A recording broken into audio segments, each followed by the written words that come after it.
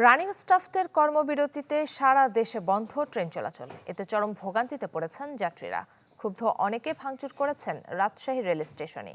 Rail উপদেষ্টা ফজলুল কবির খান বলেন, যাত্রীদের জিম্মি করে ট্রেন বন্ধ করে দেয়া দুঃখজনক। বসুন্ধরা ডায়াপেন্ট এখন আরো উন্নত। এই হট এয়ার থ্রো টপশিট দ্রুত শোষণ করে সোনামণিকে দেয় কোমল অনুভূতি। কর্মবিরতি শুরুর আগে এটি রাজধানীর কমলাপুর রেল স্টেশন থেকে ছেড়ে যাওয়া শেষ ট্রেন। মধ্যরাতের পর এই রেল স্টেশন থেকে আর কোনো ট্রেন ছেড়ে যায়নি। শুধু ঢাকা নয়, সারা দেশেই বন্ধ ট্রেন চলাচল। এ অবস্থায় স্টেশনে এসে বিপাকে পড়েন যাত্রীরা। পরিবার পরিজন নিয়ে অপেক্ষায় ছিলেন ঘন্টার পর ঘন্টা। কোনো সুরাহা না হওয়ায় ফিরে যান তারা। এই যে আসার পরে দেখতেছি ট্রেন আজকে বন্ধ, টোটালি বন্ধ। তো এই যেটা ভোগান্তি, আমি আসছি অনেক দূর থেকে সিএনজি ভাড়া করে আমার ফ্যামিলি সহকারে।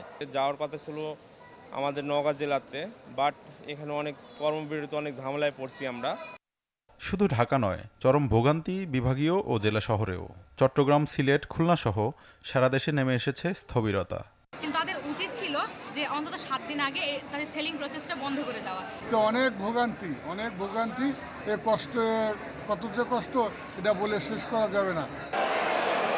তবে রাজশাহীতে ট্রেন ছাড়ার দাবিতে বিক্ষোভ শুরু করেন যাত্রীরা। এক পর্যায়ে ভাঙচুর চালায় স্টেশনে। পরে পুলিশ গিয়ে পরিস্থিতি নিয়ন্ত্রণে আনে। এমন পরিস্থিতিতে সকালে কমলাপুর রেল স্টেশনে যান রেল উপদেষ্টা।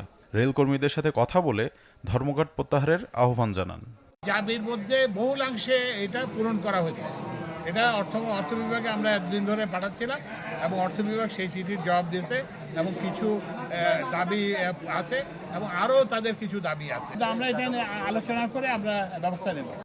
তবে উপদেষ্টার এমন আশ্বাসের পরও মূল বেতনের সাথে রানিং অ্যালাউন্স যোগ করে পেনশন এবং আনুতোষিক দাবি আদায়ে অনড় রানিং স্টাফ কর্মীরা। আমাদের আসলে হেডকোয়ার্টারের বাইরে অনেক টাকা চলে যায় এবং ফ্যামিলি অ্যাবসেন্ট, ফ্যামিলি থাকে এখানে, আমরা থাকি ওখানে, আমাদের লাইফটা আসলেই বিপর্যস্ত। আমাদের এই অধিকারটা যতক্ষণ পর্যন্ত সুরক্ষা না হবে, যতক্ষণ পর্যন্ত আমরা লিখিতভাবে কোনো পরিবর্তন অর্থ মন্ত্রণালয় থেকে না পাবো, ততক্ষণ পর্যন্ত আমাদের কর্মসূচি চলমান থাকে। যাত্রা বাতিল হলে টিকিটের টাকা ফেরত পাচ্ছেন যাত্রীরা। এছাড়া যাত্রী দুর্ভোগ কিছুটা কমাতে রেল স্টেশন থেকে বিআরটিসি বাসের ব্যবস্থা করা হয়েছে। নূর মোহাম্মদ কাজল, চ্যানেল 24, ঢাকা।